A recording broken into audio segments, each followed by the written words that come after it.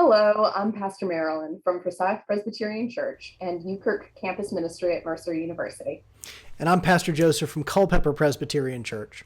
Welcome to our Lenten sermon and discussion series on the story of Joseph, which can be found in Genesis chapters 37 through 50. Now, we preacher types will start the discussion, and then y'all will take over in your small groups or in the comment sections of these videos. Why did we decide to study the Joseph narrative this Lent? Because you asked me to. I did. And because we both love this story, and in many ways, it speaks powerfully to the time in which we are living, a post-Christendom culture where those of us who actively practice our faith find ourselves in the minority, not unlike the Hebrews living in Egypt from the time of Joseph to the time of Moses and Miriam, or in the exile in Babylon around 1,000 years later. Our church families also struggle with conflict and reconciliation in similar ways to what we see in this biblical narrative. In many ways, in an era of such dramatic political divisiveness in our culture, this story is our story. We learn how to relate to one another from our family relationships, and seeing this biblical family going through the breaking and being bound back together can inform how we as a people of faith relate to all those whom Jesus commanded us to love. God is present in this story, not in supernatural, miraculous works, but in an apparently unshakable faith that helps Joseph preserve his sense of self amidst his many personal, both internal and external struggles. God works through the sinful human story for the good of everyone. Joseph expresses his faith most often in his work of interpretation, and interpretation of dreams, and interpretation of his circumstances. So let's take a moment to share how we remember encountering this story as children. For me, hearing this story told on NPR's program Rabbit Ears Radio introduced me both to the oral storytelling tradition where someone spoke it and other people listened. And it also introduced me to that aspect of the Joseph story itself. This program came on Friday afternoons when I was a child, and it started right when I was getting out of school. So my mom would tape record these, and then I would listen to the cassette tape, and I wore out my cassette tape of this Joseph story because it was one of my favorites. I loved as a child that in this story, injustices are made right. Joseph eventually does get out of prison. And I loved the idea that he and his brothers reconcile. I have one sister, and I found the idea of such a broken relationship among siblings particularly painful. So, I have a biblical name. And I remember reading, hearing, and watching this story as a child and deciding that since my name is also Joseph, I must also have gifts at interpreting dreams. I know, the leaps we make with childhood logic. Now, I never developed that particular gift because it turns out that God grants gifts based on God's will alone, not based on the name your parents assign you. However, it did lead me to an interest in psychology and tied that interest to Scripture. And although I've kept up with the social sciences spiritual discipline over time, I've not ever come back to this story with the more mature faith that I've developed over the years. And I'm curious what new things I'll see in it now that I've shed the fantasy of having magical dream powers.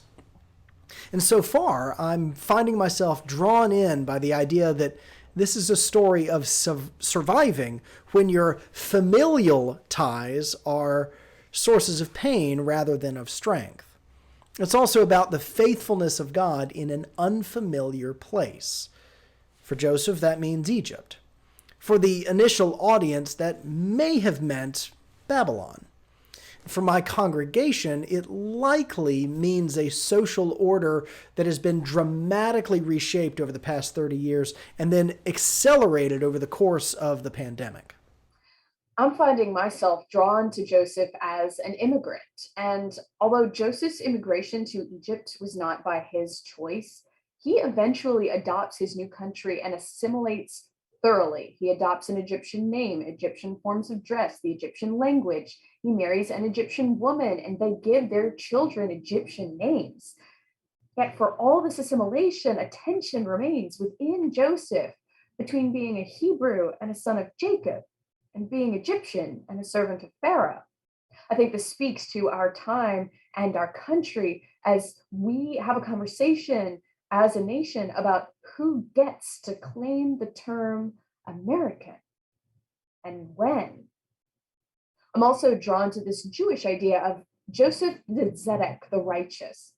Joseph tells us about his faith through his own words, but we, the audience, never hear his words to God, his prayers. We only learn about his faith through what he chooses to share with us. The narrator tells us God is with him. Joseph tells us how important God is to him, his life, his family, but we never actually hear Joseph and God speak the way we did with Abraham and Isaac and Jacob. Finally, I'm drawn to how this is a family affair. For those who study family systems theory, this story is a perfect case study. It shows us how themes and events within a family system get repeated with each generation. Think of how favoritism, which impacted Abraham and Sarah's relationship with Isaac and Ishmael, how it impacts Jacob and Rebekah's relationships with their sons, Esau and Jacob, and then how it impacts Jacob's relationships with his wives and his sons. So let's talk about some of the major beats that we're going to talk about over the course of this series and just outline what the main events in the Joseph story are. We start out in chapter 37 with Joseph and his family. And from there, we move to Joseph in Potiphar's house. From Joseph in Potiphar's house, Joseph moves first into prison and then is lifted out of prison and encounters Pharaoh. After his encounter with Pharaoh, he becomes second in Egypt to Pharaoh alone. And it is in that position of authority and power that he first re-encounters his brothers after many years of separation. So he tests his brothers, a variety of different tests over the course of a few chapters, and eventually reconciles with them. And once that reconciliation happens, his father Jacob, Israel, comes to Egypt. Once Jacob and all his children and all of their families are in Egypt, Joseph begins to enrich his family by settling them in Goshen, a very fertile land for sheep herders. Joseph enriches Pharaoh's coffers, and Joseph enriches his married family, the priestly class of Egypt, by taking money in exchange for the grain that has been set aside to see all of these people through the famine they're experiencing. At the end of the story, Jacob blesses his family and dies well. His bones are carried back to Egypt. And then at the very end of the story, Joseph too dies and asks that when the time comes that Israel will return to their promised land, that his bones will also be carried back. And with that recognition that the story was written down after it happened, probably taken from oral traditions like the rabbit ears radio you mentioned earlier, I think it's important for us to consider the world behind the text, because it can give us an insight into other things that we might miss reading it these many thousands of years later after it was written down. Now, biblical scholar Walter Brueggemann suggests that this story may have found its final form during the reign of King Solomon, writing, "While we cannot be sure, a plausible location for the narrative is the royal urban ethos of Solomon, which sharply critiqued the claims of the old tribal traditions." Now, Dr. Brueggemann is miles smarter than I am and literally wrote the book on Genesis. So I make it a practice to disagree with him as little as possible. But personally, I'm more convinced by Dr. Kathleen O'Connor's suggestion. Biblical scholar Kathleen O'Connor suggests that for the Israelites in exile in Babylon, like Joseph, they or their ancestors have been taken captive, exiled from their land, and imprisoned in a new place. Others remained in the land, such as Jacob and Joseph's brothers. Who are the people of Israel now? Who can be included among them? Using Joseph's story to process their own trauma of being taken from their land and forced to serve a foreign power, and then all of the challenges of returning to a land that was not empty, but in which those left behind had built houses, lived in them. Using the Joseph story helps the greater family of Israel process both what had happened, but in a way that didn't re traumatize them, and also enabled them to practice reconciliation themselves. Our discussion today has been mostly an introduction to the Joseph story. Now, next time we'll be getting into chapter 37 and Joseph's relationship with his family, especially his brothers. But for now, we're just getting started. Our discussion is not the end of the discussion.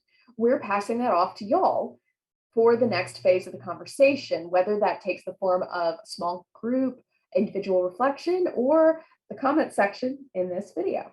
This series is intended as a discipleship guide, not as a source of definitive answers, so feel encouraged to share any questions you may have both with us and with one another.